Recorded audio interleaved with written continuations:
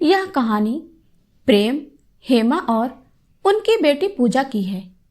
प्रेम और हेमा की शादी को 25 साल हो चुके थे, लेकिन इन 25 सालों में प्रेम के स्वभाव में कोई बदलाव नहीं आया।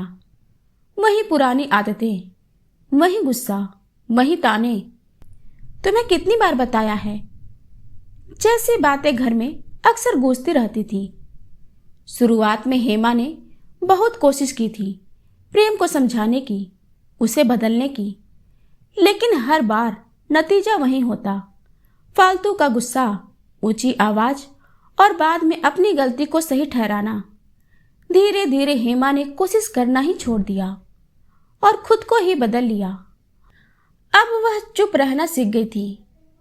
अब हालात यह थे कि प्रेम कुछ भी कहे या करे, हेमा बस चुपचाप सुन लेती थी। उसकी भावनाएं जैसे कहीं दब सी गई थी। प्रेम की हर बात को वह बिना जवाब दिए सह लेती थी। कई बार प्रेम गुस्से में कह देता, अगर मैं तुम्हें अच्छा नहीं लगता तो क्यों नहीं चली जाती अपने मायके। लेकिन इतना सब कुछ होने के बावजूद हेमा घर नहीं छोड़ती थी, क्योंकि उसे अपने परिवार और बेटी पूजा की चिंता थी। अब पूजा बड़ी हो चुकी थी, उसके लिए कई रिश्ते आ चुके थे, लेकिन उसने कई रिश्ते ठुकरा दिए थे। लगभग 2-3 महीने बाद एक और अच्छा रिश्ता आया। रिश्तेदारों और जान पहचान वालों ने भी लड़के की बहुत तारीफ की। अच्छी नौकरी, अच्छा घर, अच्छा परिवार। एक शाम प्रेम अपनी बेटी पूजा के पास बैठा और उससे बात करने लगा। बेटा, लड़का बहुत अच्छा है, पढ़ा लिखा है, अच्छी नौकरी है।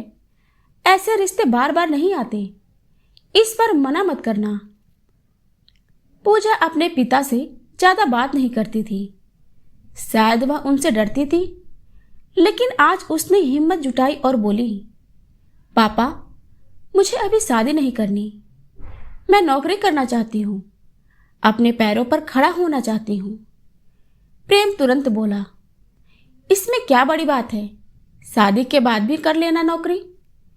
फिर गुस्से में बोला, आजकल तुम्हारी जुबान कुछ ज्यादा नहीं चल रही।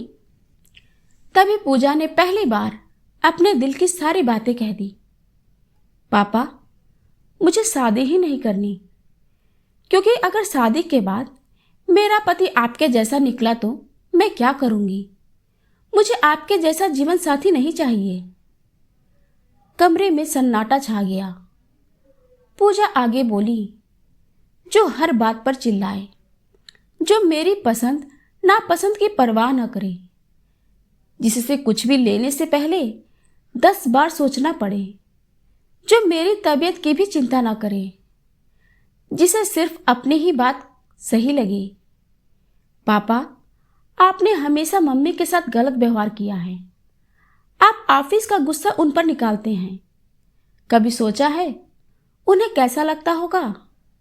आपकी बातें सुन सुनकर उन्होंने अपना आत्मसम्मान तक खो दिया है। प्रेम यह सब सुनकर स्तब्ध रह गया। उसने शायद पहली बार अपनी गलतियों को इतने साफ तरीके से सुना था। पूजा रुकी नहीं, उसने आगे कहा, पापा, मुझे बस एक सवाल का जवाब दे दीजिए। क्या आप चाहेंगे कि मेरा पति आपके जैसा हो? अगर आपका जवाब हाँ है तो कर दीजिए मेरी शादी।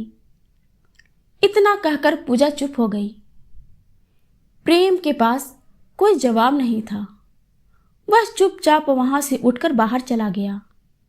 उसकी आंखों से आंसू बह रहे थे। आज उसे खुद से शर्म आ रही थी। उस रात प्रेम ने पहली बार अपने व्यवहार पर गंभीरता से सोचा और खुद को बदलने का फैसला किया। अगले दिन से हेमा ने प्रेम में बदलाव महसूस किया। उसका व्यवहार नरम होने लगा, गुस्सा कम होने लगा और वह बात बात पर चिल्लाना छोड़ने लगा। हेमा मन ही मन सोचने लगी, जो हिम्मत पूजा ने आज दिखाई है, अगर मैं पहले ही दिखा देती तो शायद आज जिंदगी कुछ और होती। समय बीतता गया। पूजा ने पढ़ाई पूरी की, नौकरी हासिल की और अपने पैरों पर खड़ी हो गई। 3 साल बाद उसके लिए एक और अच्छा रिश्ता आया। इस बार सब कुछ अलग था। विदाई के समय प्रेम ने पूजा से कहा, बेटा, तू हमेशा खुश रहेगी, क्योंकि तेरा पति तेरे पापा जैसा नहीं है। यह सुनकर पूजा और प्रेम दोनों की आंखों में आंसू आ गए। दोस्तों, हमारे समाज में औरतों को देवी का दर्जा दिया जाता है, लेकिन उन्हें वह स्वतंत्रता, वह सम्मान नहीं दिया जाता जिसकी वे वास्तव में हकदार हैं। आपकी क्या राय है? कमेंट में जरूर बताएं।